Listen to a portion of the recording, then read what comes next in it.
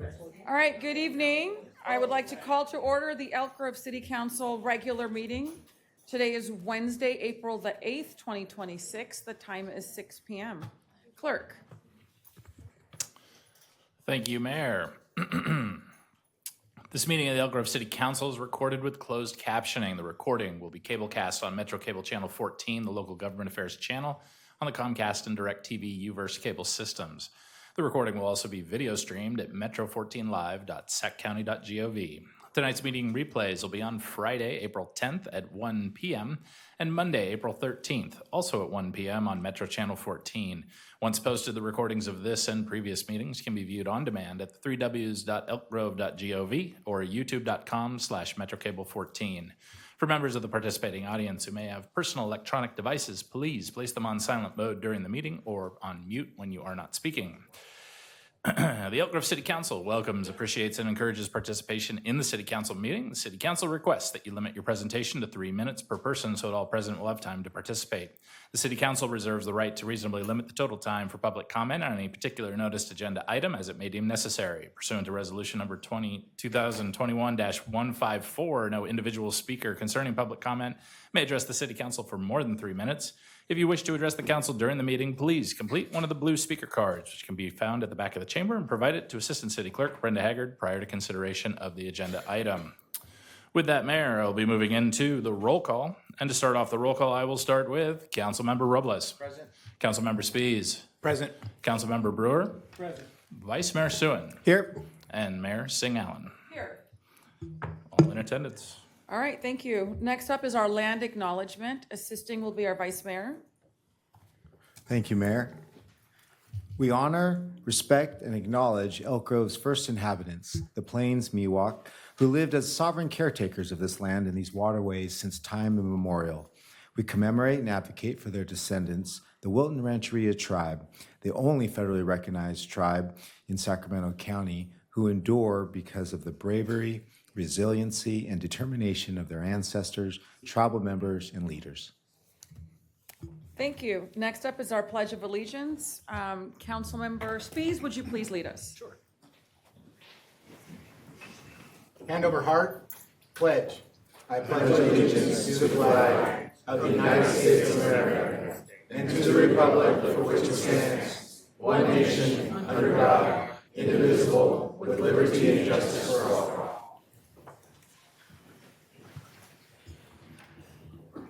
All right, at this time, please join us for a brief moment of silence.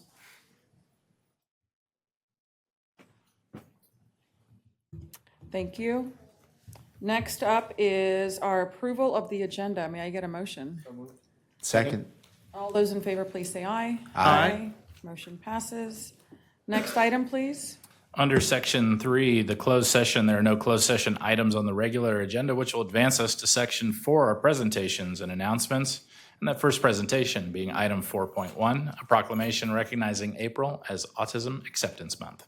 Excellent. At this time, I would like to call forward the representatives and members of GOLS, Growth-Oriented Adapted Learning Skills. You can come forward. And assisting with the proclamation is Councilmember Brewer. Thank you, Madam Mayor.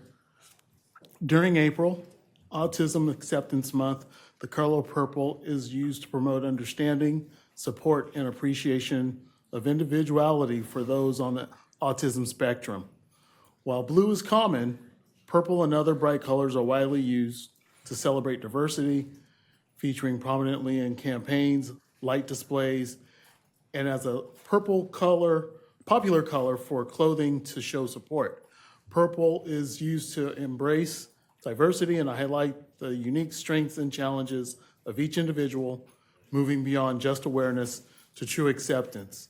And I want to thank you for being here tonight on behalf of GOLS, but I want to thank everyone who's here tonight to help acknowledge April as Autism Acceptance Month and World Autism Awareness Day here in Elk Grove. With that, we have a proclamation that I'd like to share with you and to the audience. Whereas Autism Acceptance Month, previously known as Autism Awareness Month, celebrates and promotes acceptance for the neurological disability that today about 1 in 31 children and more than 6 million Americans are living with. And whereas autism is a developmental disability that results in neurological changes that may create differences in the way an individual interacts with others, thinks, feels, and experiences the environment around them. And whereas early diagnosis, intervention, access to quality education, healthcare, and supportive services are essential to improving outcomes for individuals with autism and supporting their families. And whereas the City of Elk Grove acknowledges Autism Acceptance Month to foster acceptance, awareness, and inclusiveness within our community, where individuals on the autism spectrum can reach their full potential. And whereas the City of Elk Grove is honored to participate in the annual observance of Autism Acceptance Month and World Autism Awareness Day, in the hope that it will lead to a better understanding and acceptance.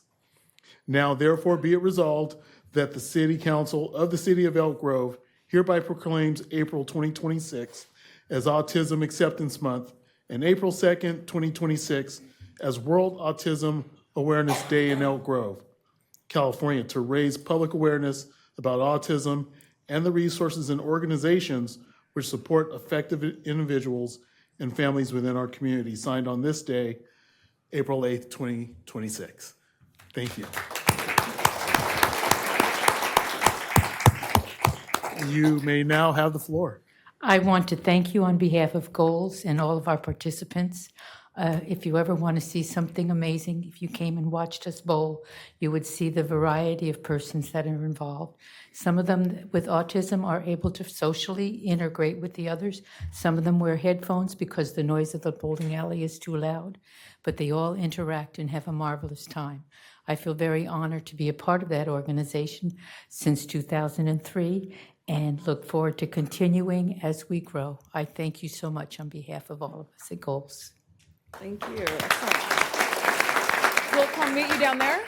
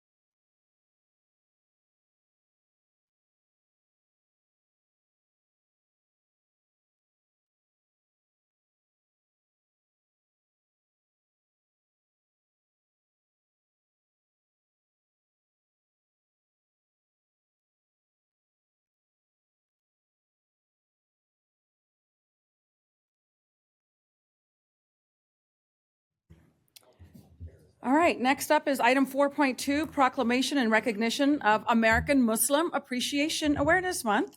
I would like to call forward representatives from the Tarbiyah Institute while we read the proclamation. Others can join you if you like. Yeah. Please come forward. Please come forward, yeah.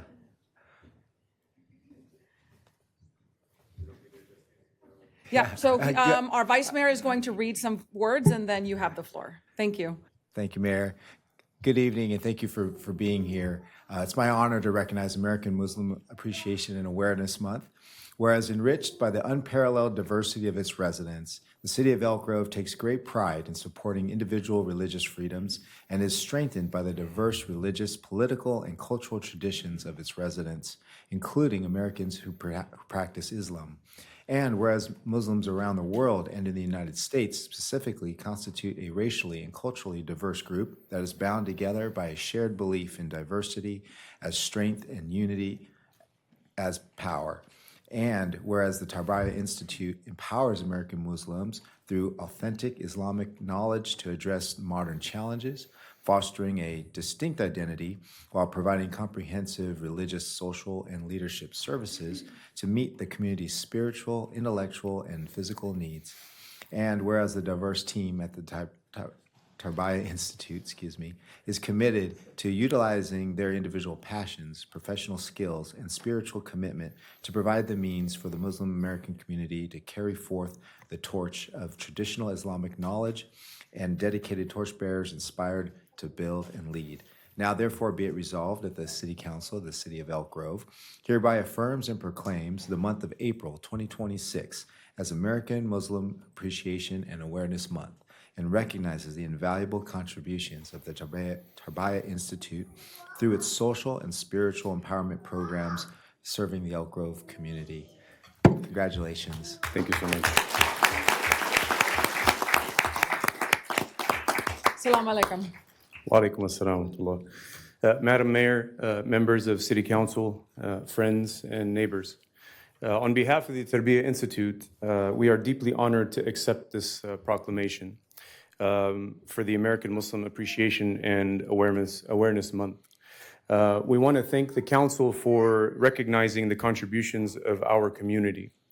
This gesture to us is not just a piece of paper. It is a powerful signal that in our city, everyone has a place and every contribution is seen. My friends, to receive this proclamation is a distinct honor, as my son is expressing behind me. But it comes at a time when the world outside these doors feels increasingly fragile. We stand here today at a peculiar moment in history. We look at the headlines and we see a globe fractured by conflict, from the ongoing tragedies in Ukraine to the deeply unsettling escalations that we are witnessing across the Middle East. Our hearts are heavy with the weight of a world that seems to have forgotten the language of peace. It has seemed to have forgotten the language of tolerance, of beauty, and of humanity. But it is precisely because of the world seems so unstable that the work that we do here in Elk Grove at the Tarbiyah Institute is so vital. This leads us to a central Islamic value we call in Arabic jira, which is the sacred right of the neighbor. In Islam, a neighbor is not just someone who lives next door. Rather, the definition of neighbor in Islam extends to 40 houses in every direction. And what does that mean for us? In other words, your immediate neighbors in every direction that you come into contact with on a regular basis. We are taught that you cannot truly be people of faith if our neighbors go hungry or if they feel unsafe while we have plenty. Jira reminds us that our first duty is to the person standing right next to us. My quick impact challenge for everyone here today is simple. In the spirit of Jira, take 5 minutes this week to introduce yourself to a neighbor that you don't know. A simple introduction can be the seed of a safer, kinder, and more resilient city. As we accept this award, we look forward to the future with immense hope. We are not just Muslims in this city. We are your doctors. We are your teachers. We are your business owners. We are your friends. We are your neighbors. Madam Mayor, when you recognize the Tarbiyah Institute today, you're not just recognizing a building. You're recognizing a philosophy. You're affirming that in Elk Grove, we choose to meet global instability with local strength.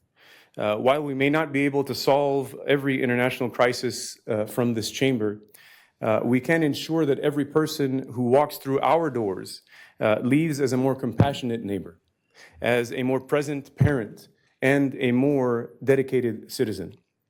We are building a community that knows who it is, what it stands for, and how to create for one another or care for one another when the world feels like it's falling apart. This proclamation is a signal. It tells our community that even in an age of uncertainty, there are anchors. There are places where the self is valued, where the family is protected, and where peace is not just a dream, but a daily practice. On behalf of the Tarbiyah Institute, my family and the community members and our office manager that is here today with us, our students and the hundreds of families that call us home and the wider Muslim community, thank you. We accept this honor not as a trophy of what we have done, but as a solemn pledge of what we will continue to do for the city of Elk Grove.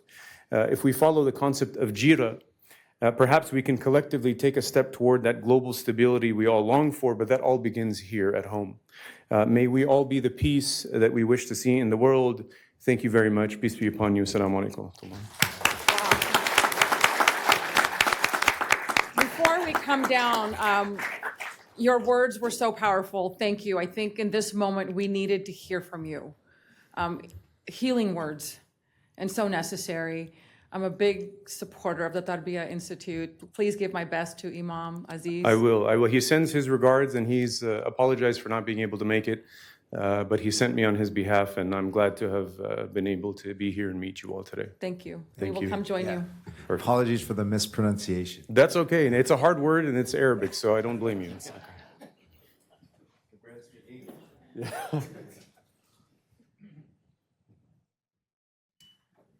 We get a suck in our guts now. That's right. Would the members of the community please also join us?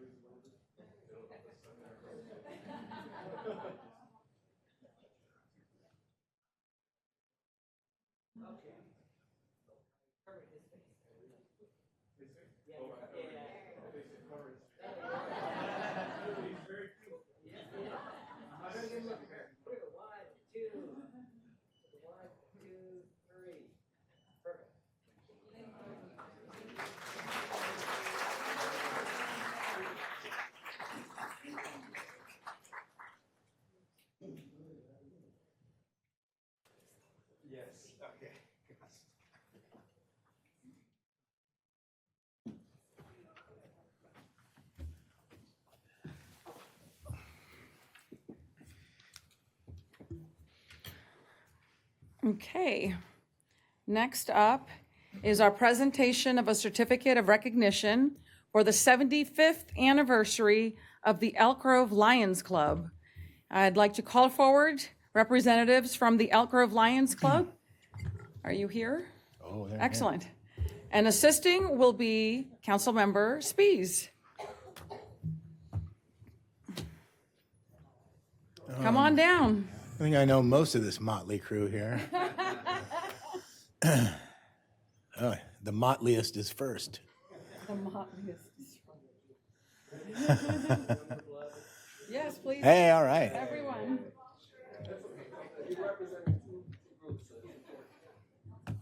Perfect.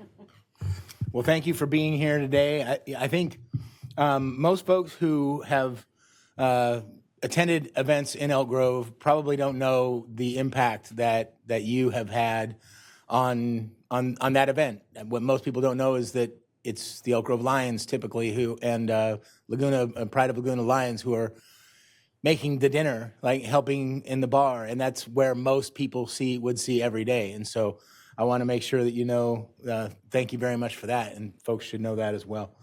So I'll read the certificate of recognition here to the Elk Grove Lions Club on their 75th anniversary. Whereas on October 5th, 1951, 22 residents of Elk Grove met with a delegation of Lions from Sacramento and North Sacramento to consider the formation of a Lions Club in Elk Grove. That was the birth of the Elk Grove Lions Club. The club, sponsored by Fort Sutter Lions Club and North Sacramento Lions Club, was chartered on March 12, 1951. And the Elk Grove Lions Club has a storied history encompassing a wide and varied contribution spectrum, including active involvement in many community events and organizations, providing generous philanthropic donations, building our community through volunteerism with project and event delivery, offering camaraderie and friendship, and providing essential culinary support in support of fundraisers and activities for area schools, scouting organizations, parent-teacher associations, festivals, Special Olympics game, Future Farmers of America events, and many, many more. Whereas during the past year, the club has raised nearly $35,000 and contributed over 2,400 volunteer hours for community and charity. Since 1951, Elk Grove Lions, through various projects, have donated well over $2 million and tens upon thousands of hours of worthy cause in the Elk Grove community. And whereas the 50 members of the Elk Grove Lions Clubs and their predecessors have represented, served, and fed the community of Elk Grove well, and have proudly aided their community and tended as faithful stewards to the world, to the essence of their motto, we serve. Now, therefore, be it resolved that the Elk Grove City Council and the City of Elk Grove hereby extends its congratulations to the Elk Grove Lions Club on its 75th anniversary, who truly portray their pride of our past and confidence in our future. Signed this 8th day of April, 2026.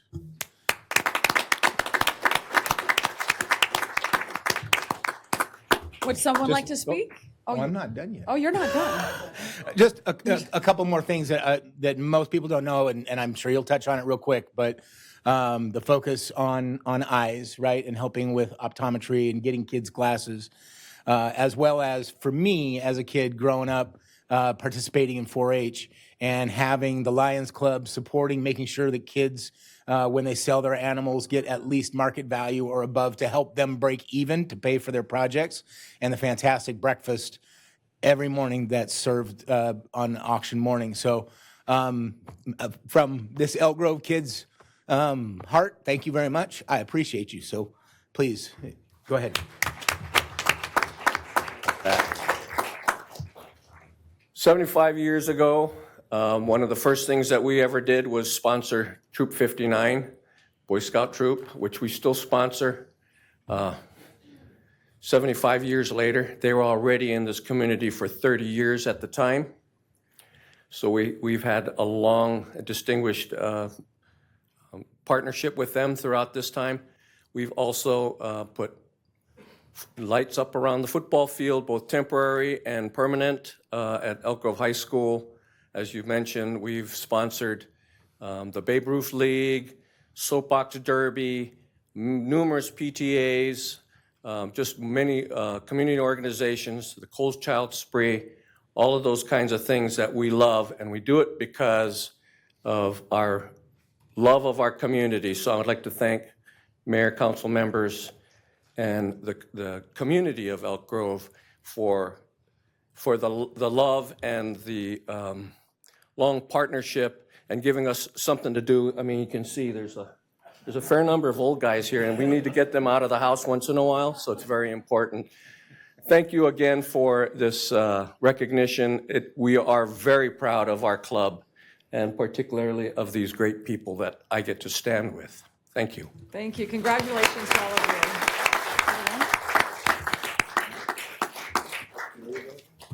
Spin around. That's right. You gotta come in the middle. We'll hide you. You do your head. We gotta see your head. That's right.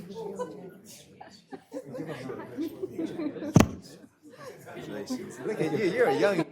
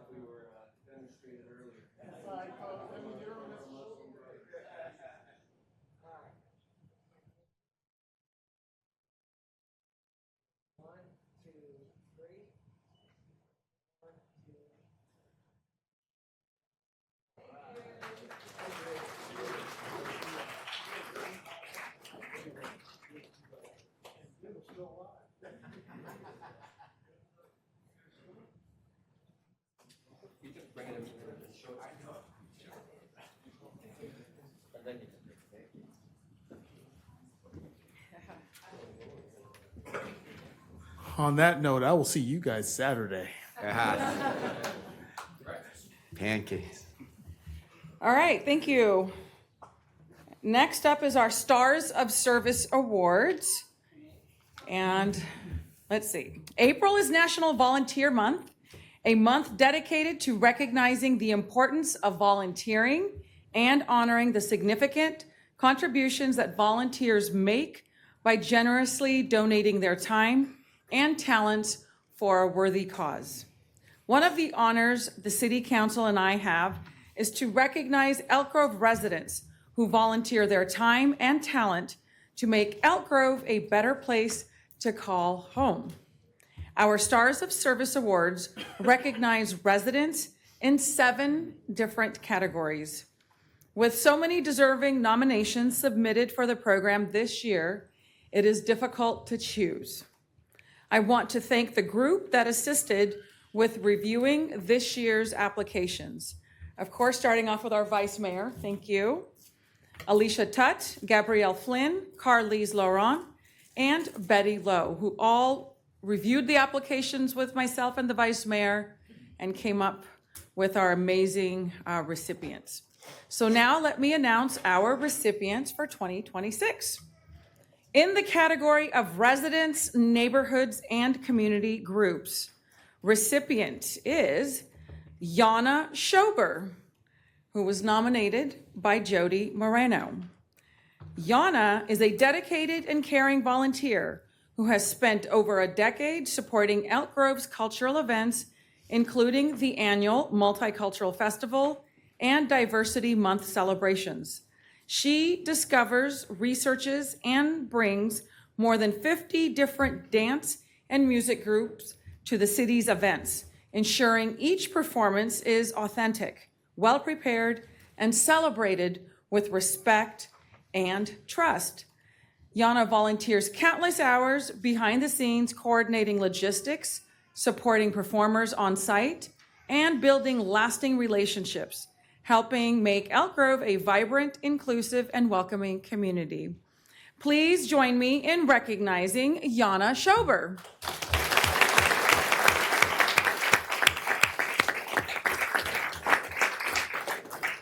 Is Yana here?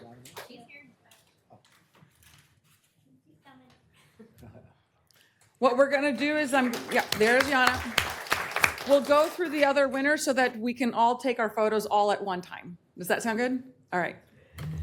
All right, in the category of social and community services, the recipient is Carolyn Bonkowski, nominated by Scott Richmond.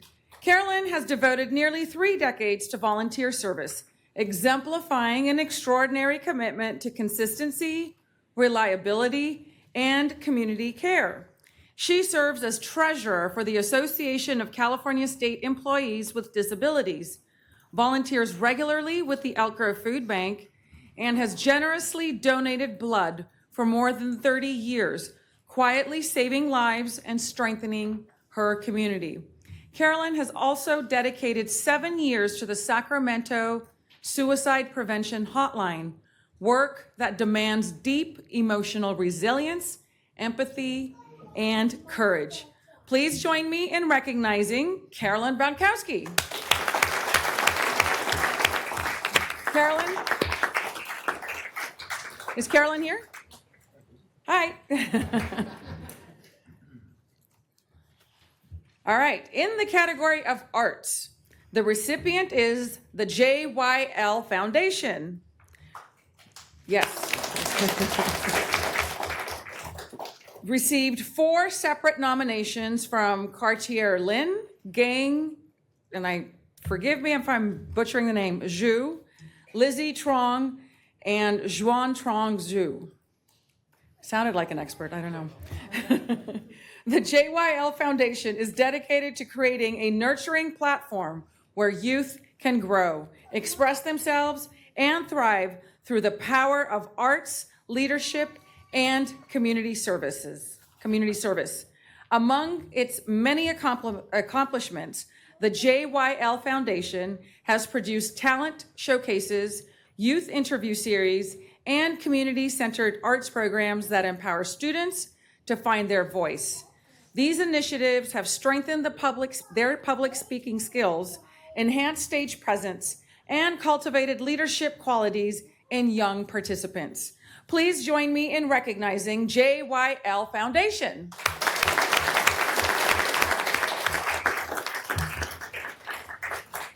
Thank you. We're all lining up here in queue.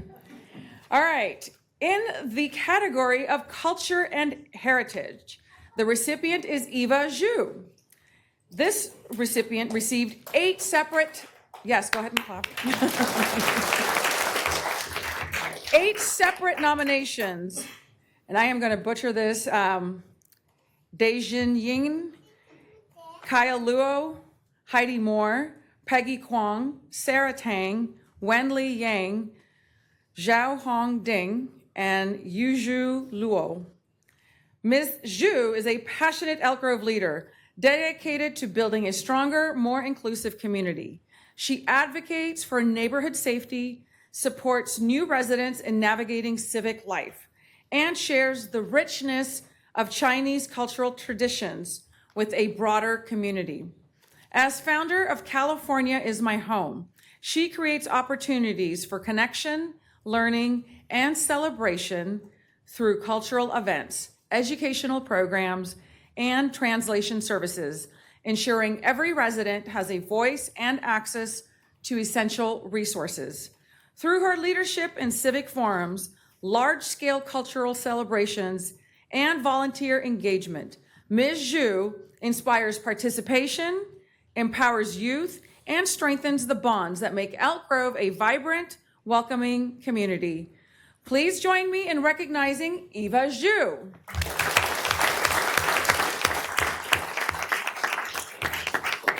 Hi, Eva. All right, moving along. In the category of sports and recreation, the recipient is Bianca Solano, nominated by Eric Shelton. Bianca is a generous, kind, and nurturing leader whose passion for youth extends far beyond the soccer field. As a coach with Elk Grove Soccer and IR Academy Soccer, she makes the game accessible and inclusive to all children, regardless of background or circumstance.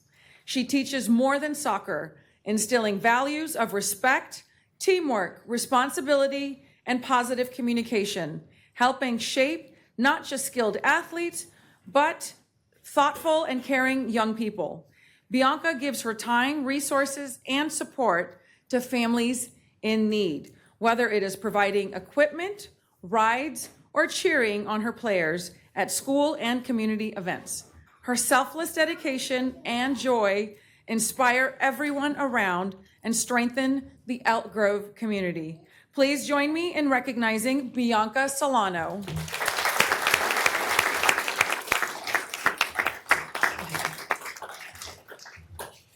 Okay, in the category of service organizations and groups, the recipient is Visions in Motion Adult Day Program, nominated by Kristen Ireton.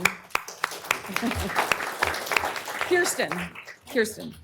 Visions in Motion has provided nearly a decade of compassionate care for adults with developmental disabilities in Elk Grove, ensuring every individual is supported with dignity, respect, and opportunities for growth. Owners Shirley Lewis and Julie Colili?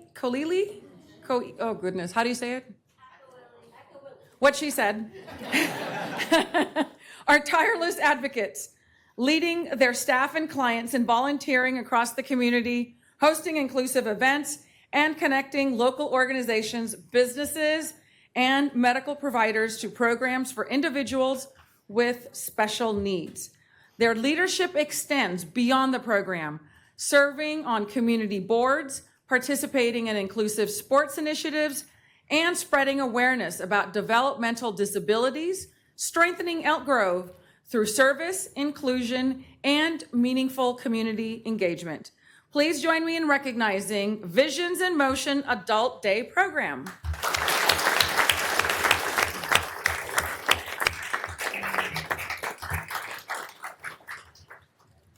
Okay, and now in the category of Young Volunteer of the Year, the recipient is Carly Clark. Got a lot of fans here for Carly. Nominated by Dawn Price.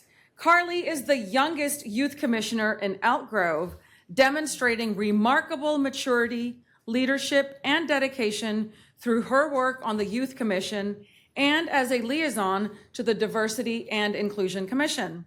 She actively participates in civic discussions, helping shape policies and programs for youth while inspiring her peers to engage in building a more inclusive and equitable community.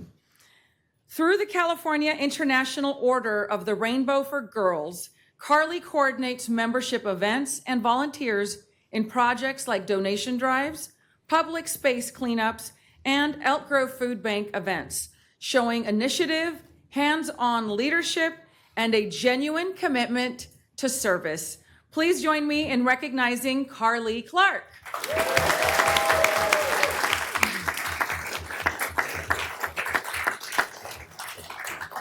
Thank you to Yana Schober, Carolyn Bonkowski, the JYL Foundation, Eva Zhu, Bianca Solano, Visions in Motion Adult Day Program, and Carly Clark for the significant impact on the quality of life you all are making in our city. If you know someone you'd like to nominate next year, please visit the city's website for more information. And now on to our awards presentations. Let's head down there.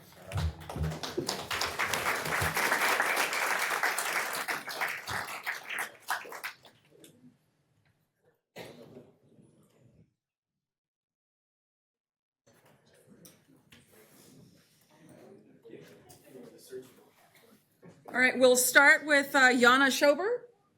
Yana? Thank you very much. Thank you. Congratulations. Congratulations. Thank you. Thank you. Right here. Okay,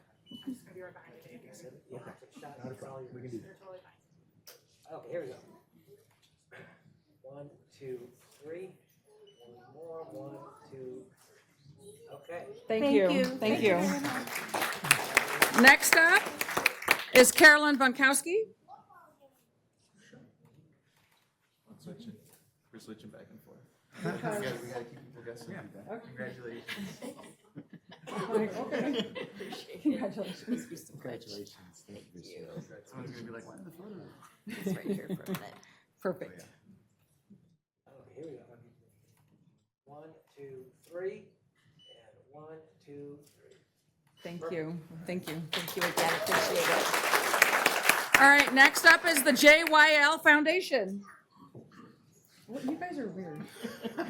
You're just figuring that out right now? Well done, thank you. Congratulations. Can I have my team come up here? Yeah, please, have the team. team, come. Come on, JYL. Come on up. Everybody, come on. JYL, come on down. Yeah, that's fine. Stand wherever you want. Yeah, okay, excellent, excellent. There we go. All right, yeah, we can like squat. That's cool.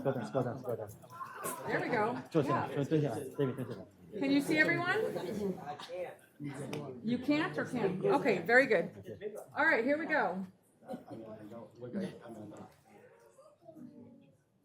1, 2, 3. And 1, 2, 3. Thank you. All right, thank you, congratulations. Next up is Eva Zhu.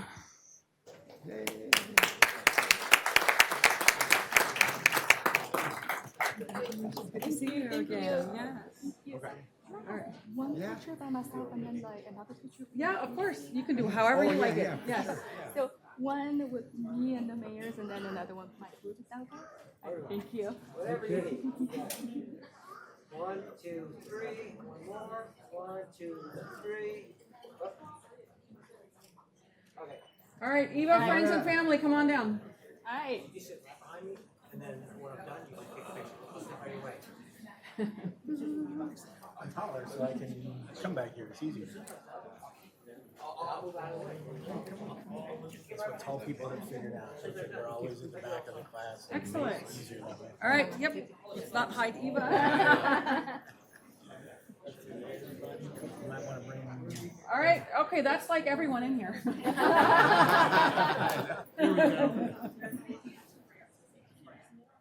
Okay, you guys ready? Here we go. 1, 2, 3. One more. 1, 2, 3. Congratulations, Eva. Thank you.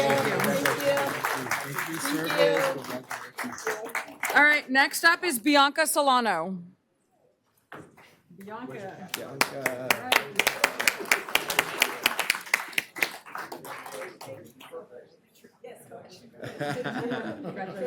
Congratulations. Thank you very much. Thank you very much. Thank you. Right here? Right here?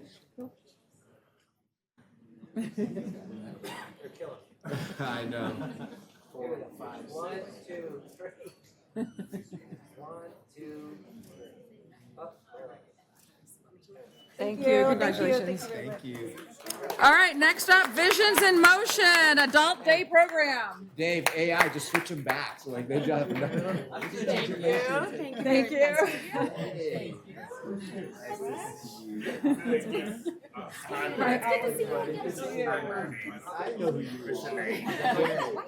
Hey, buddy. You remember me? Yes. Miss Bobby. I came to your, yeah, I came to your Absolutely. Good to see you, buddy. Good to see you, Oh buddy. my gosh, that's great. There you go. You guys got it?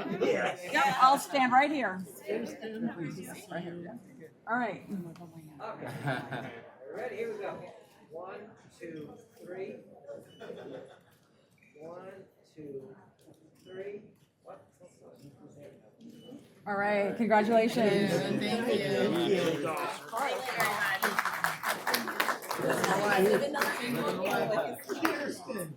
All right, last but not least. Oh, thank you. Carly Clark. You guys are twinning. Oh, yes. You want to come down and join? Could we do one? One and and, then yeah, one of course. family? All right, here we go. Carrie here too. Yeah. All right. Look at me first. Here we go. 1, 2, 3. 1, 2, 3. All right, friends and family, come down. Oh, there he is. Miss Diana. Miss Phoebe wants to get in here too. And that's the other half of the crowd. Oh, you're all wearing the same thing. Oh my gosh. Really kind of worked out.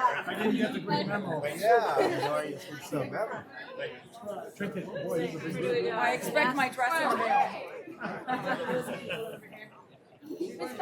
Come on in, Stephanie.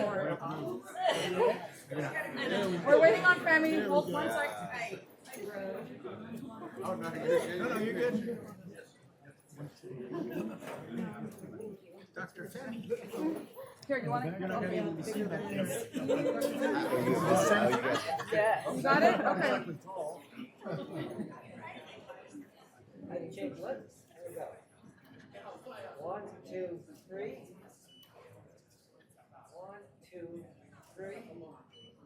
Got it. Thank you. Thank you. She'll email you. She'll email the speech. Oh.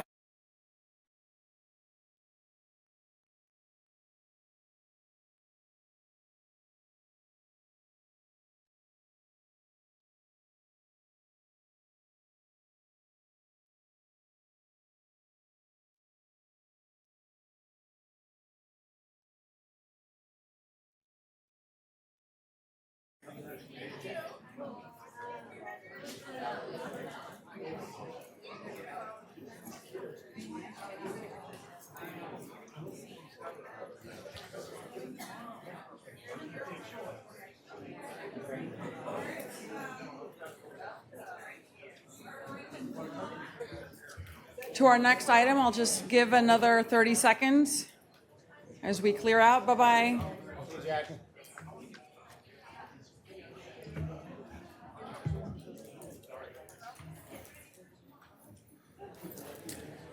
All right, at this time, we are on to item 5, our public comment. I'll open up the public comment opportunity. We have one person signed up to speak, Joey Mai.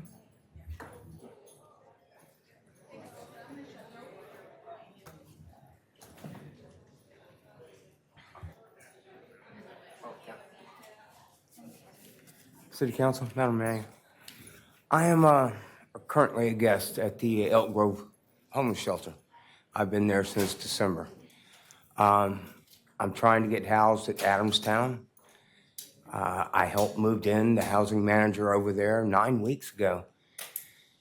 Recently, they let us fill out an application 3 weeks ago to get into there. And I'm struggling to understand why I've been there 4 months when a housing manager has been in there for 9 weeks in a house that's available. I just don't understand. I understand they're trying to run background checks, but I'm not trying to rent a room at the White House. I'm just trying to rent a room at Adamstown. And I'm hoping you guys can maybe, because I'm struggling to understand, and I just need anything. What the best I could do for you right now is to refer you to someone on our staff to have a follow-up conversation. Yeah, actually, Sarah and the team will be following up with him tomorrow. Okay, so did you hear that, sir? Tomorrow? Yes, we have Sarah Bontrager with the city who will follow up with you tomorrow. Okay. All right? Thank you so much. Thank you. All right. That was our final public comment, so I will go ahead and close the public comment opportunity and open it up to our next item, which is our city manager's report. Good evening, Madam Mayor, Vice Mayor, members of the City Council. The city and local partners will offer 2 listening sessions on immigration enforcement to support immigrant communities and allies starting next Tuesday, April 14th from 3 to 5, or 6 to 8 p.m. at District 56. Each session will address concerns, clarify enforcement roles, and share resources. Residents can submit questions to the city in advance of these meetings through the online web form found on the city's website. I should also note that there was a training that occurred yesterday at District 56 that was hosted by the Fuel Network, and that was a great opportunity as well for residents to get informed about their rights when it comes to immigration. We have a couple of events coming up that I want to mention. So we have the 3rd annual Day of La Concha, Elk Grove Sweet Fest. It's a celebration of Mexican traditional sweetbreads, pan dulce, that will be held this Sunday, April 12th from 10 a.m. to 4 p.m. at District 56. Come and enjoy a sweet Sunday experience with your friends and family at this free event hosted by Artners and sponsored by the City of Elk Grove. We also have our Family Fun Day coming up. Residents are invited to Old Town Plaza on Saturday, April 18th from 12 to 4 for Family Fun Day hosted by the city's Youth Commission. It's a free celebration with feature live music and fun for all ages. There will be food trucks on site. Volunteer service hours are available for high school students interested in helping out. Please contact FEMI to get involved. And then finally, just a reminder, we do have some used oil filter exchange opportunities coming up in April, May, and June at Cal Recycle and O'Reilly Auto Parts. You can see our website for more details. And that concludes my report. Happy to answer any questions the council might have. Thank you for your report. Any questions or comments from colleagues here? Seeing none, thank you. We will move on. Oh, you do have one? Yes. I did attend the Fuel Network workshop yesterday. It was really informative. We'll be having another one on the 14th. I believe that's going to be a little bit more in depth of what the City of Elk Grove is doing, and looking forward to continuing the Fuel Network Know Your Rights campaign that's going to be happening, I guess, in May as well. So, Will there be an online opportunity as well? That will Okay, be because I think that'll be. I think the next one is the online one. Perfect. Okay, excellent. Thank you. All right, with that, we will move on to our next item, which is our consent calendar. At this time, I'll open up public comment. We have several people signed up to speak on item 7.11. We will start with Ellen B., followed by Lindsay Halsell.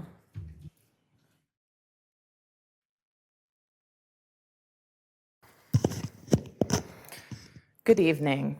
I'm here to urge you to reject the proposed waiver of competitive bidding for the Flock contract amendment.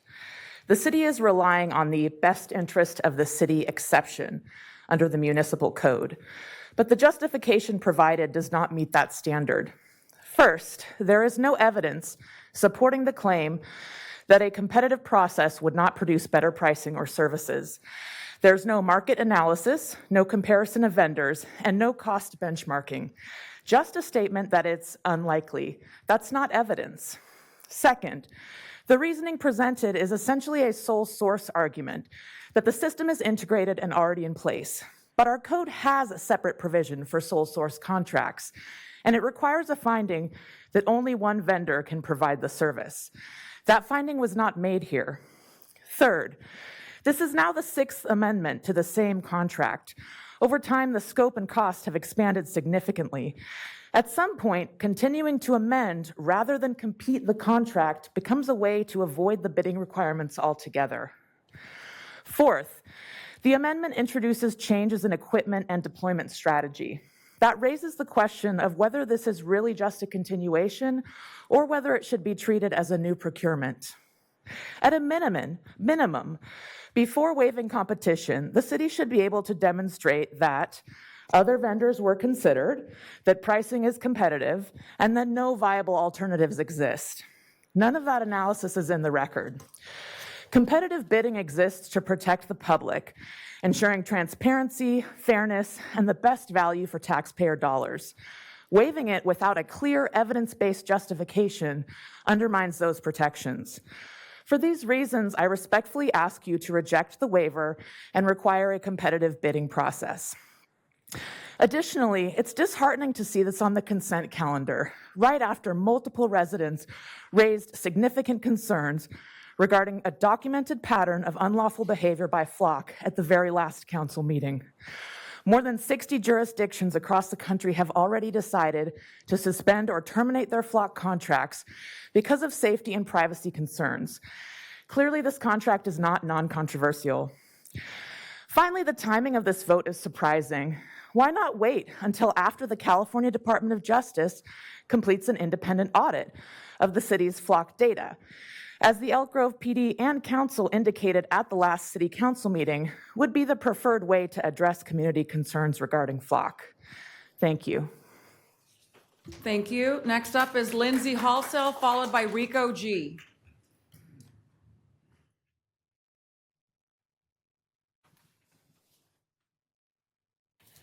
Hello.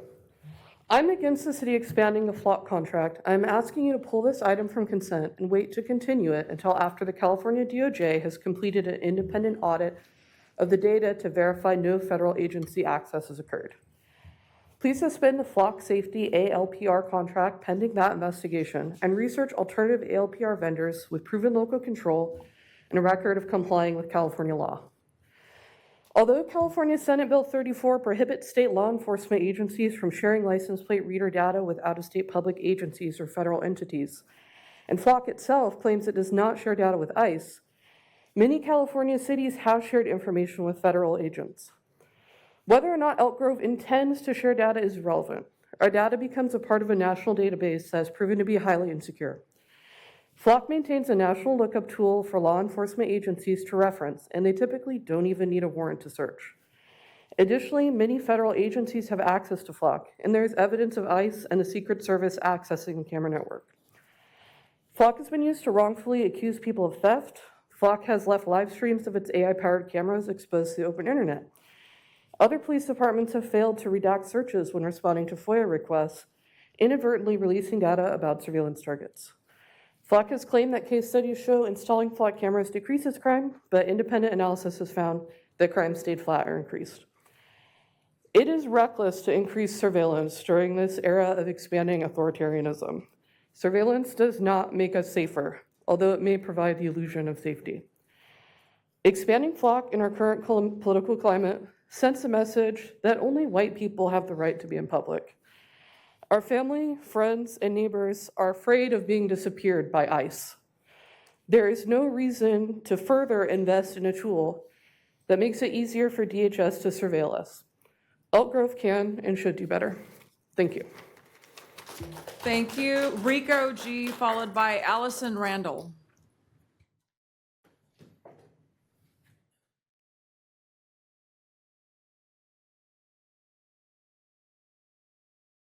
Good afternoon, City Council. Hope you all are having a beautiful day today. I'll keep it very short and brief, but straight to the point. My name is Rico. I'm an Elk Grove community member living in District 3, and I'm here to speak on agenda items 7, 11 in regards to the expansion of the Flock contract.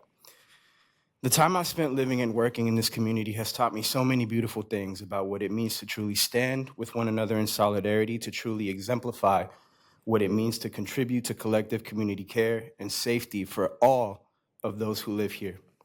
With that being said, I'm disappointed to see that the city is moving ahead with the expansion of the flock contract despite the documented pattern of illegal actions raised by multiple residents at the last city council meeting. It has been evident to see in other states as well the lack of safety for privacy that has existed among Flock's safety ecosystem. Ben Jordan, a city member in Dunwoody, Georgia, reported that he and his colleagues found at least 60 vulnerabilities in this ecosystem, some of which allowed him to directly access Flock's GPS tracking information and live camera feeds without restricted access. If a normal person on the street can do it, who's to say that a law enforcement officer with a vendetta would not do the same? Multiple California cities have discovered Flock was sharing their data with federal agencies, including ICE, in violation of state law and without their knowledge or consent. I am asking you today to pull this item from consent and continue it until after the California DOJ has completed an independent audit of the data to verify no federal agency access has occurred. Elk Grove was ranked this year in California as the #1 place to live. I don't believe this is by accident, and I believe that the city has an amazing opportunity to continue to foster the trust that can be built here today. In that spirit, please suspend the Flock Safety ALPR contract pending that investigation and research alternative ALPR vendors with proven local control and California law compliance. Thank you very much. Thank you. Next up is Allison Randall, followed by Jeff Toon.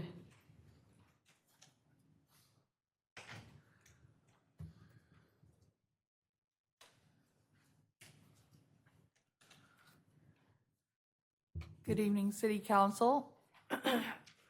I'm also asking you to remove consent calendar item 7.11 from consent and continue it until after the California DOJ has completed the independent audit of the data to verify that no federal agency access has occurred.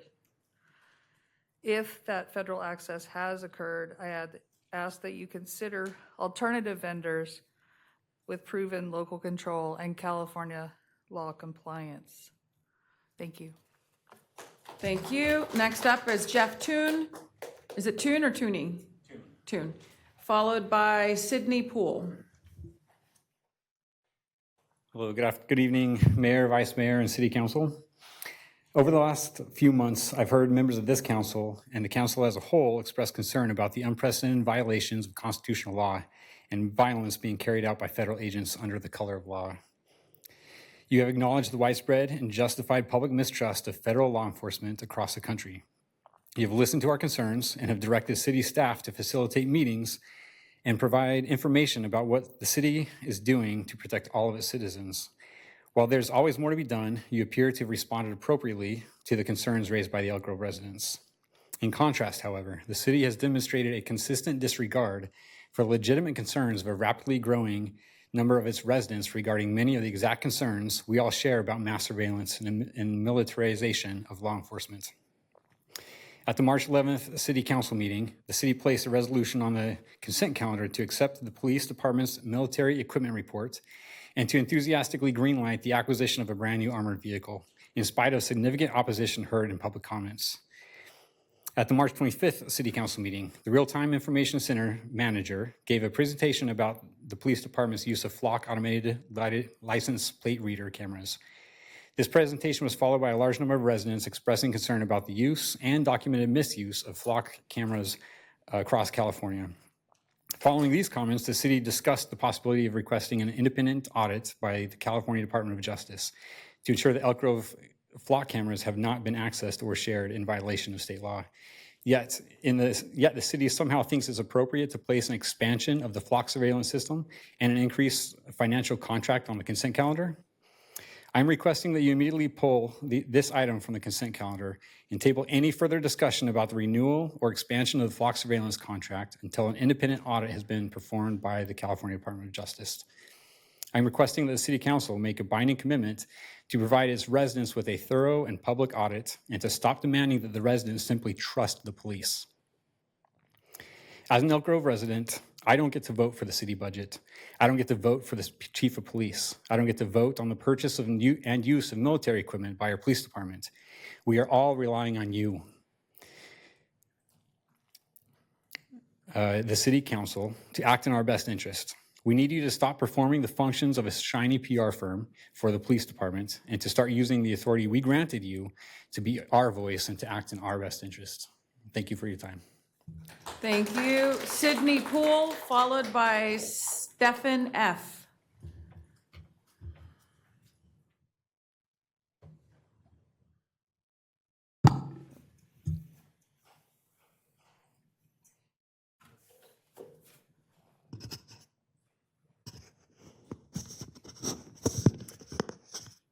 Hello, my name is Sydney Poole. I have lived in Elk Grove for nearly my entire life. I've gone to school here, I work here, I have friends and I have family that all live here. I plan on living here for the foreseeable future. In the political climate of the United States today, authoritarianism is expanding and becoming an ever-increasing concern of mine, my family, and my friends. There are numerous people that I know that could not make it out tonight that wanted to express their sympathies with my argument. I implore you to pull the item 711 from consent and continue it until after the California DOJ has completed an independent audit of the data to verify no federal agency access has occurred of the data that Flock is getting from people. When a tool is created, it is not inherently good or bad, but when used by someone for good or bad, it becomes such. Right now, our administration and our government across the United States has shown time and time again that it will use the tools at its disposal to do harmful acts upon its community. Elk Grove has time and time again stood for inclusion, welcomingness of all people from all walks of life.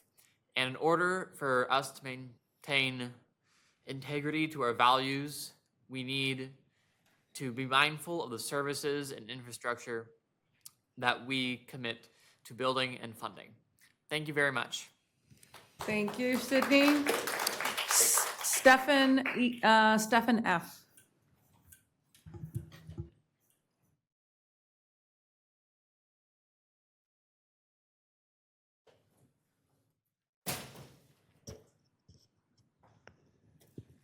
I guess this is do not adjust the microphone. Sorry, I'm going to adjust it. I'm not usually a rule breaker. So hi, my name is Stefan. I am an Elk Grove resident and voter. I actually am a product of Elk Grove Unified School District schools. And so I think that one of the things that I was taught was about civic engagement, and I was assigned the book 1984. So if this was something, it's all your fault that I'm up here. No, I'm just joking. Okay, anyway, so I'm just kind of going off the cuff, but I do have a script. So I am disappointed to see the city is moving ahead with the expansion of the Falk contract, despite a documented pattern of illegal actions raised by multiple residents at prior city council meetings. Multiple California cities have discovered that Falk was sharing their data with federal agencies, including ICE, in violation of our state laws and without their knowledge or consent. So even if everyone here has the best intentions of not sharing this data, it is not something that is necessarily in the city's control. It's something that Falk has a history of already violating cities' rights and state law. So I'm asking that you pull this item from the consent agenda and continue it until after the California DOJ has completed an independent audit of the data to verify that no federal agency access has occurred. Furthermore, I would implore you to suspend the Flock Safety ALPR contract pending that investigation, and also research alternative ALPR, which is automated license plate reader vendors, with proven local control and California law compliance. I will say that I know that these cameras are installed under the auspices of safety, And I think that we have a little bit of a false dichotomy between safety and our own like personal civil liberties. But this is I do ethics for a living, so this is like a very like common tension that there is, and so it's your job as our elected officials to use your discernment to decide, is what I'm doing actually something that I should go more towards the towards civil liberties versus like this safety, which independent studies of the flock safety system does demonstrate that they are not actually helping to prevent crime on the level of what you all are paying for them. Sorry, this is like not that coherent, but I'm after work, so.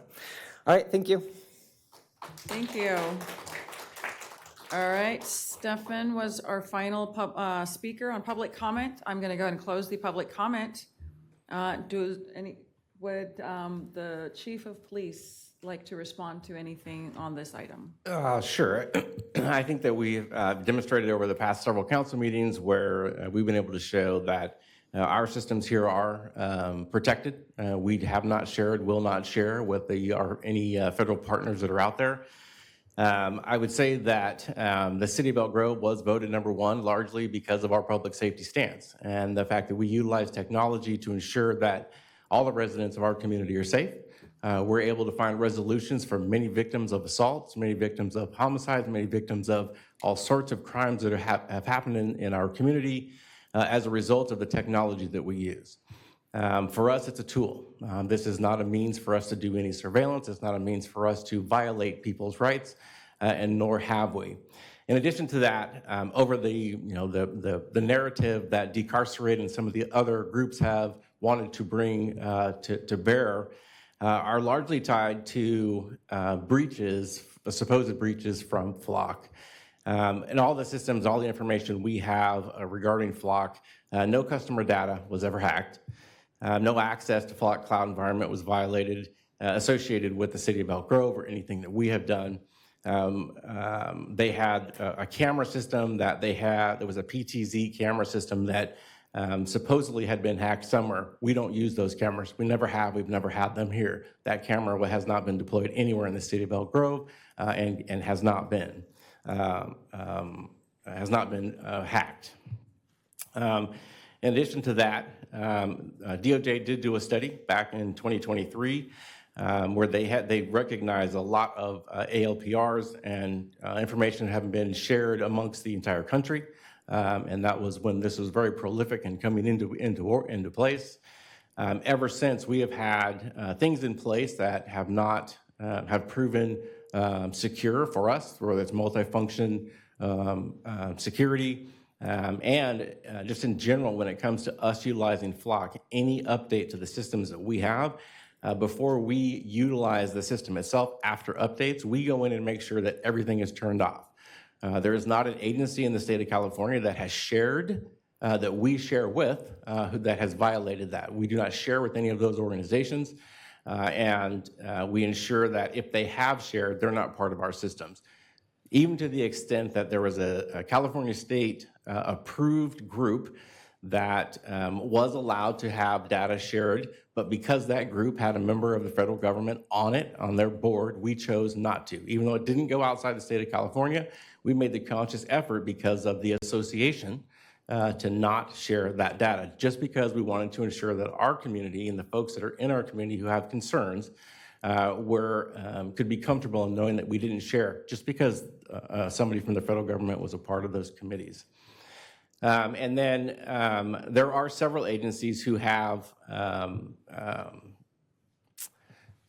who were part of systems or that said that they had canceled, and some of those contracts were Richmond and San Francisco, which are not true. We have been hearing from people saying that those organizations have canceled, and they have not. There are still significant organizations out there that are using it, but I think the important piece for us in the city of Elk Grove and what we have done is we do not share with any federal partners. We will not share with any federal partners, and we are comfortable with not just our technology that we utilize here, but ensuring that we have the highest level of public safety in the state.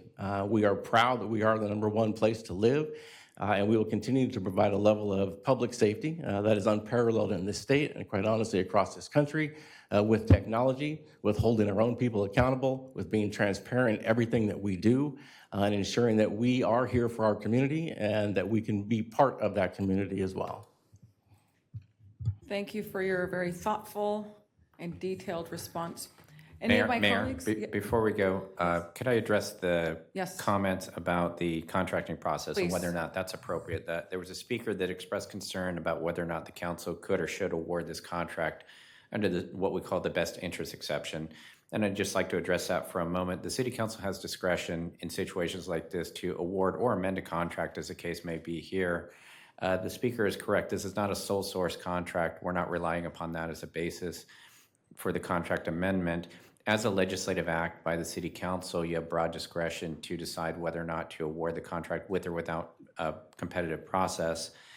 And it doesn't require strict evidentiary findings as you would for a court hearing or something like that. I'm very comfortable under the circumstances and for the reasons set forth in the staff report that you do have discretion, should you so choose, to award this contract amendment without going through a formal competitive process. Thank you for that additional clarifying response. Any questions for my colleagues? I'm looking to the right. Questions or comments on any of the consent calendar items? Is that a yes or you're?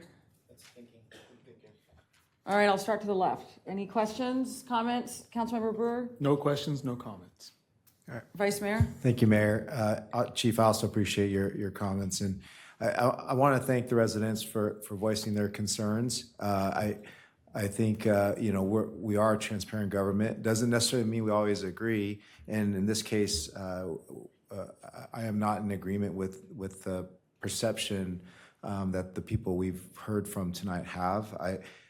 I do agree, as your representatives, we are charged with looking into these things, and I'm confident all of us have had our own conversations with our city manager, with our police chief, in trying to make sure the concerns that were expressed tonight, whether the validity, what are we doing to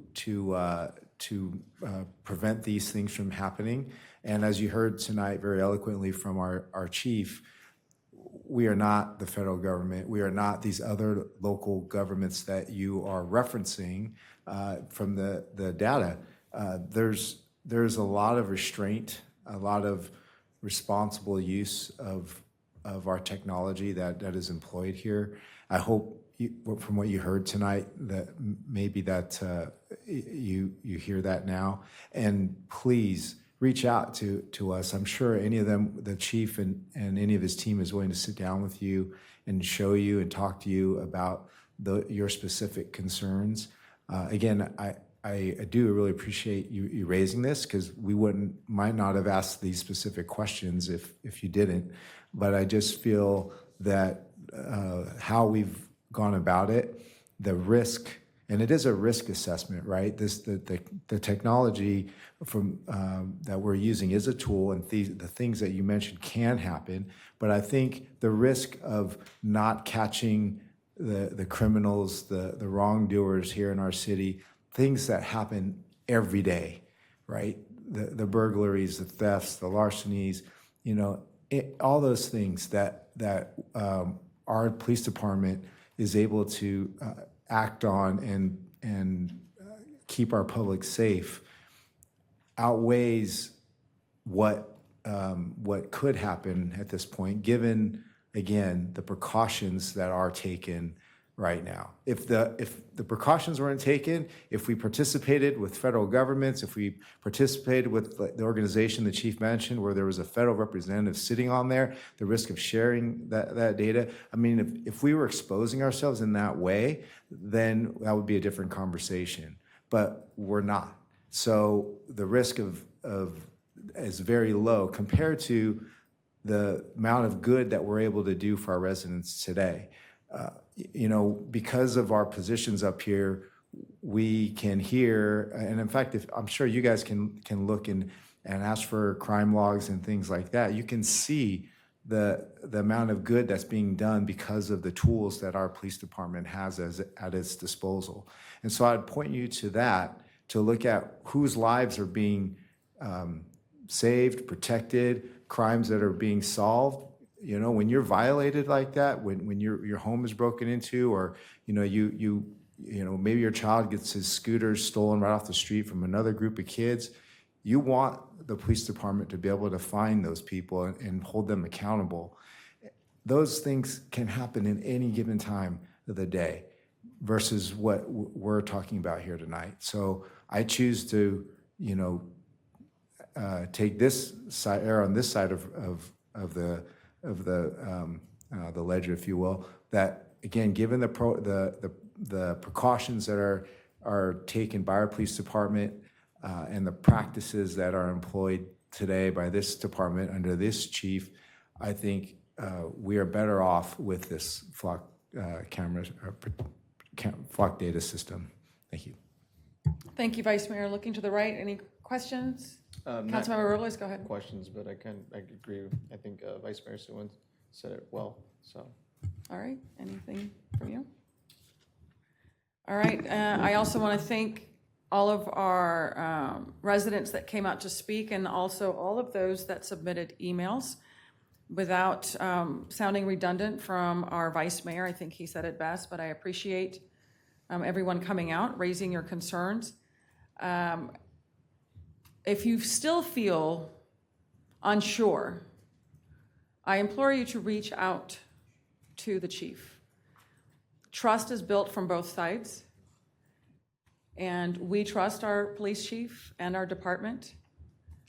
That's one of the reasons why we keep our community safe, and we're able to. And for the victims and the victims' families who need this technology, I don't have any concerns or red flags that have been raised other than anecdotal from other jurisdictions and what might be happening there. I have to have faith and trust in our staff because that's one of our responsibilities. And I have trust in what you have provided for us, Chief. So I thank you for that, and I thank you for staying engaged on this subject. As you know, it is an important subject. There is a lot of fear and concern out there, and I'm hopeful that at some point we get to a place where at least we can have healthy conversations and start to build that trust. But it's going to take both sides, and so we are here. I look forward to meeting some of our residents next week. Our police chief will be there as we navigate these uncharted waters here. I understand people are scared, but thank you for being a part of this. I think that we have actually improved a lot of our systems and providing resources for the community. So thank you for being a part of that process. With that, I will look for a motion for our consent. So moved. So moved. Second. All those in favor, please say aye. Aye. Aye. Thank you. Motion passes. With that, we will move on to our next item, which is item 8.1, a public hearing to consider a resolution adopting an updated schedule of development-related fees and related administrative revisions. And you are not Rosa. I am not Rosa. Unfortunately, she's on vacation this week, so I drew the short straw. This is, oh, come on. There we go. Oh. They get rid of these options sometimes, don't they? Come on. All right, good evening, Mayor and Council. Christopher Jordan, Community Development Director. It's still not loading. So before you this evening are updates to the development service fees for our Community Development Department. I'll walk through this quickly. Our current fee schedule dates from about 2011, so it's been quite some time since we've done a comprehensive look. Staff is working on one, but it's taking us a little longer to bring it all the way through for your consideration. At this time, though, there are some key revisions that we'd like to bring forward for your consideration and potential adoption. They really reflect the changes that have happened with the way our development services team is providing these services. Over the last several years, we've brought the planning division in-house. We most recently brought our engineering division in-house. And so with those and changes to consultant services being more of a supporting role, we think there's a number of changes that will be helpful and better for not just the city, but also for our customer pool. These changes we're proposing this evening were presented to the industry working group back in February and March, and no comments were received from them. So with these changes, we'll be better aligning our fees with the actual cost of services. There are a number of fees that today are provided for on a flat fee basis. A lot of things like improvement plan review and inspection services. We're proposing to move those to a time and materials service. This provides for better control of the cost based upon the scale of the project and the actual cost providing those services.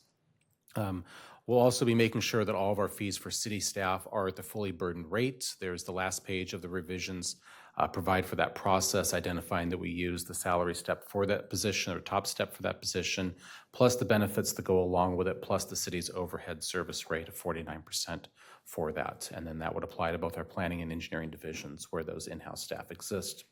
And then the revenue there will be based upon that activity and workload, so we're actually charging for the services performed. We do have a couple of fee categories we're clarifying throughout and updating the descriptions for. We're removing several of the obsolete fees that are no longer applicable and some overall reorganization to recognize that our engineering services for a very long time have not existed in the Public Works Department. And there's a couple of minor updates to the Public Works related fees table as well. So with that, staff's recommending your approval this evening, and I'm available for questions if you have them. Thank you for your report. At this time, I will declare that the public hearing is now open and open up the public comment opportunity.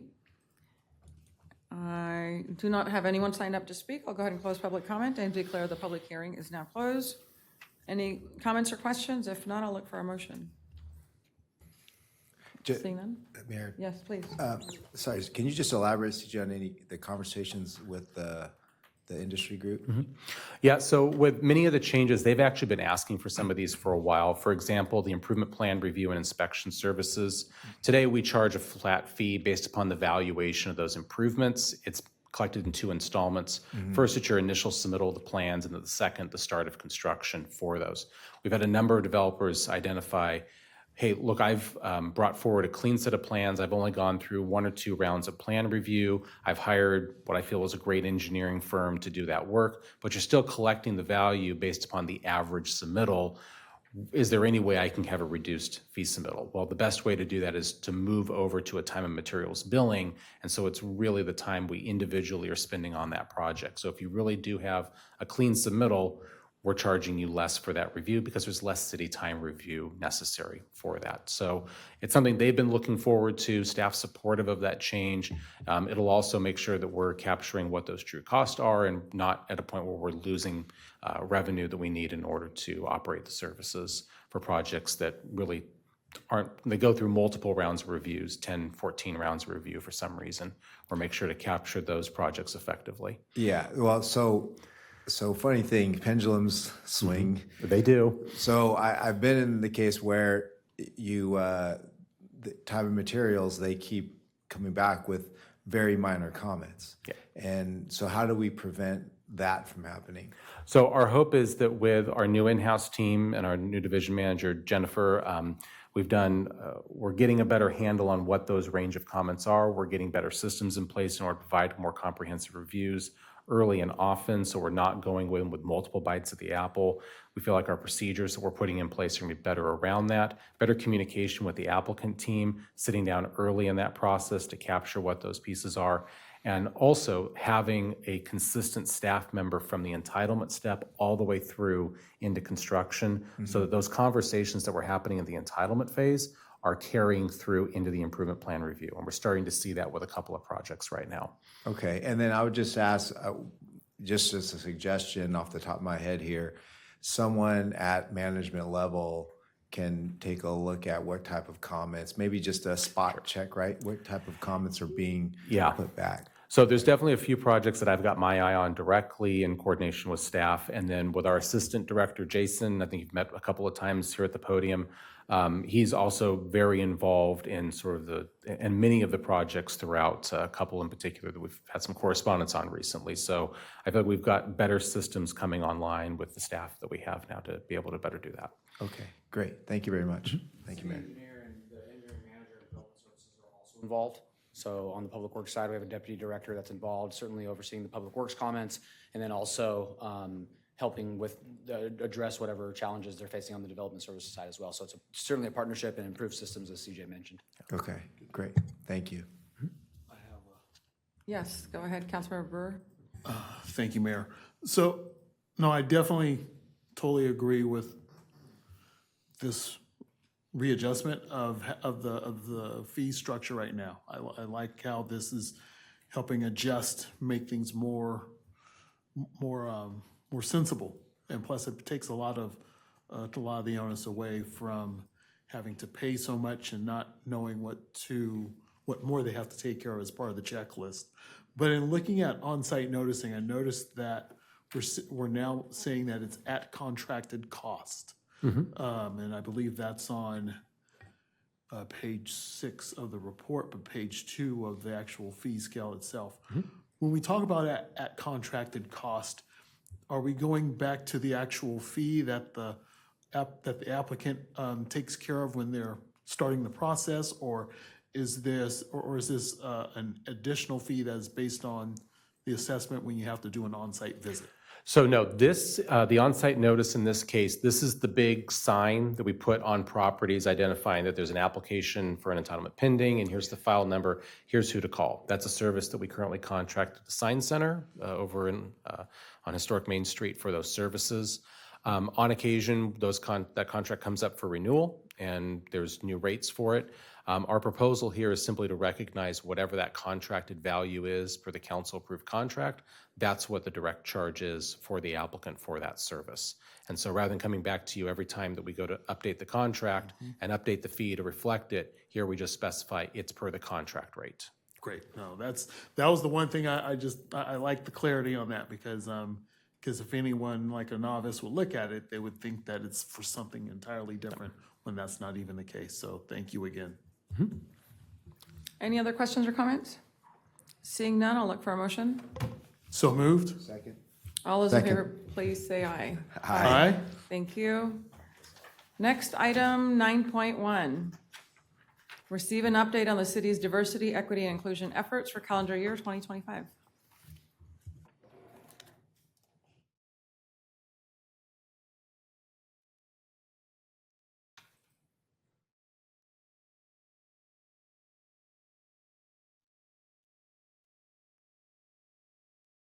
Good evening, Mayor, members of the City Council, Kara Reddick, Deputy City Manager.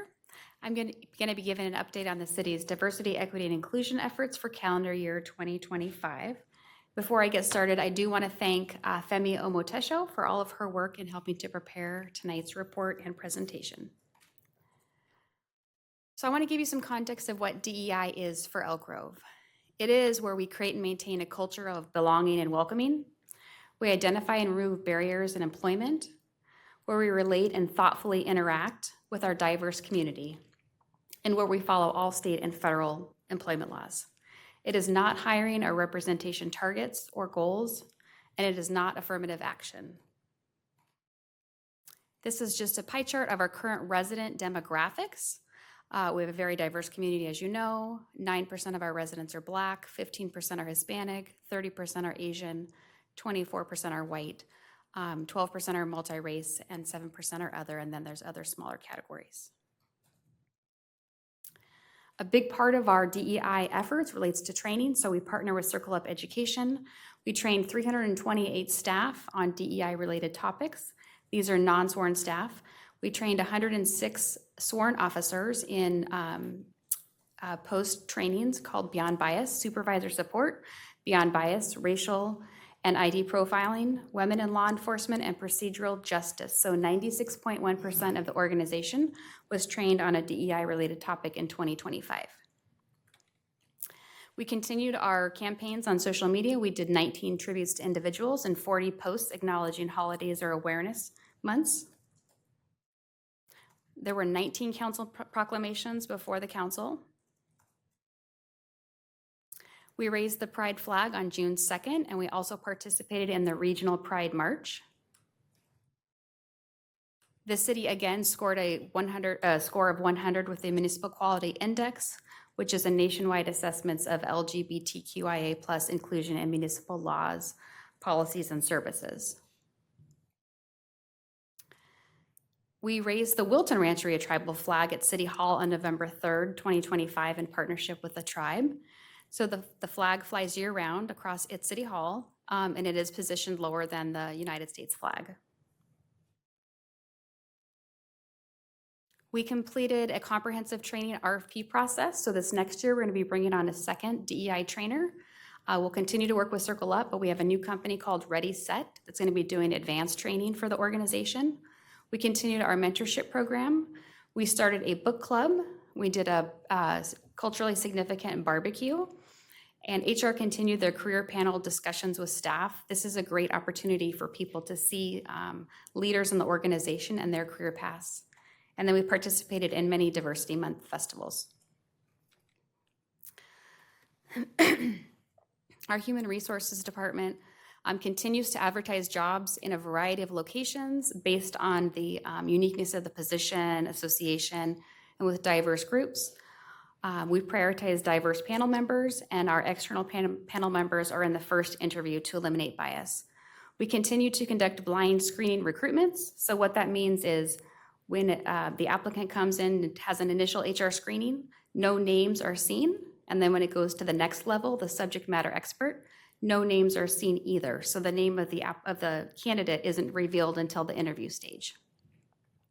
And there are specific DEI questions in all candidate interviews. So these are just a snapshot of statistics that we look at every year. So these are our new hire by ethnicity. So 43% of our new hires in 2025 were white, 57% were non-white.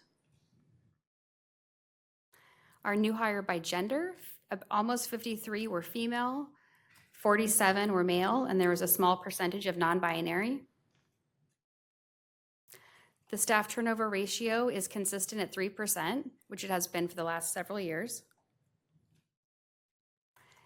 This is our employee diversity ratio by ethnicity. So this is all staff other than Caucasian. So 47% of the city organization is diverse. And this has been steadily increasing over the last 5 years. This is a 5-year trend marker that we have. So the difference on the bottom shows the 5-year difference. But if you're looking between 2024 and 2025, things have really been consistent between all race and ethnicities. The Hispanic ethnicity raised by 2%, that was the highest, and then most remained the same or increased by 1%. And then our employee diversity ratio by gender has stayed consistent for the last 5 years at 52% male, 48% female, and a small number of non-binary. So some of our initiatives, you have the Disability Advisory Committee, the Diversity Inclusion Commission, we have our Chief's Advisory Board and his new Community Youth Advisory Board, a lot of outreach in the Public Affairs Department and our Police Department. Economic Development has their workforce development programs. They did a comprehensive survey of the local business community last year. We've strengthened partnerships with diverse chambers of commerce, and we're a member of various diversity associations. So in 2026, we're going to continue our staff training and development, as well as our community campaigns. Elk Grove PD staff will continue to participate in diversity and empathy trainings, and will continue to address disparities through community engagement, data-driven insights, and culturally relevant programs. So that's the conclusion of my report. If you have any questions. Thank you. Excellent report. At this time, I'll open up public comment. Nobody has signed up to speak. I'll close public comment. Open it up for questions or comments. I'll start to the right. Thank you for the presentation, and just so grateful and happy to see that the city is going in the right direction when obviously what's going on the national level, right, it steps back. Thank you for just leaning into the diversity of our city and making sure that staff feels welcome. And I love to see the panels. That's awesome, because you never know when someone just wants to kind of get to hear and figure out the trajectory of other folks. So, and just happy to see what's going on in our city. Thank you. Councilmember Spies. Just want to say a quick thank you. I think it was about 10 years ago, there was significant conversation from members of the community that were concerned that employment didn't reflect what the makeup of our community was. There were a lot of difficult conversations, and there was there has since then been significant improvement. And so I just want to thank you for that, and let's keep on doing the good work. Thank you. Thank you. Vice Mayor? Thank you, Mayor. Yeah, I want to agree with Councilmember Spees. I remember those conversations, and there was a lot of skepticism around it, and the conversations were difficult. But I'm really proud, and Kara, you've been here forever too. You and Jason, and the way you all embraced it as leaders in the organization, looking at things now, I think it's incredible. So thank you for all the great work you've been doing. Councilmember Brewer? I am very appreciative of this update and with the information that you shared. And I really am very appreciative of city staff treating this with the seriousness and the intentionality that it takes to serve this beautiful, diverse community that is Elk Grove. We have so many, 182,000 people officially. A lot of different, you have 182,000 different stories, backgrounds, perspectives, and for us to lean in and engage and take these classes to learn a little bit more about ourselves as we go in and engage with the public. That is seriously something to be commended. From everyone across the board. It makes no difference if you're in at the front desk, if you're in public works, if you're in PD. Everyone is participating in something that is pertaining to their work and how they engage with the public, and all that being the end result of still maintaining that perfect score. The Municipality Equality Index is amazing, but it shows how everything starts at the top. It's the leadership that is being done by the city manager, the assistant city manager, the leadership, really impressing upon everyone that works here at the city of Elk Grove that they're here to serve the entire community. And it's great work. But as when you get the #1 rating or you get the perfect rating, you still have to find ways to improve upon it and work towards new ways, because you find new wrinkles of blind spots that we may have missed. And so, again, thank you. This is good work. Thank you. Thank you. Great presentation. We're truly an inclusive city, welcoming to all, and I know that we live by those words, not just in the community, but of course leading by example internally. So thank you to all of the leadership team. It's all about continuous improvement. We don't just pause and stop. We continue to improve and continue to embrace more diversity, because what that looks like changes, it evolves. So thank you for all the great work that you're doing. All right, we are on to our council comments, reports, and future agenda items. Anybody have a report you want to share? Looking to the left? No? Looking to the right?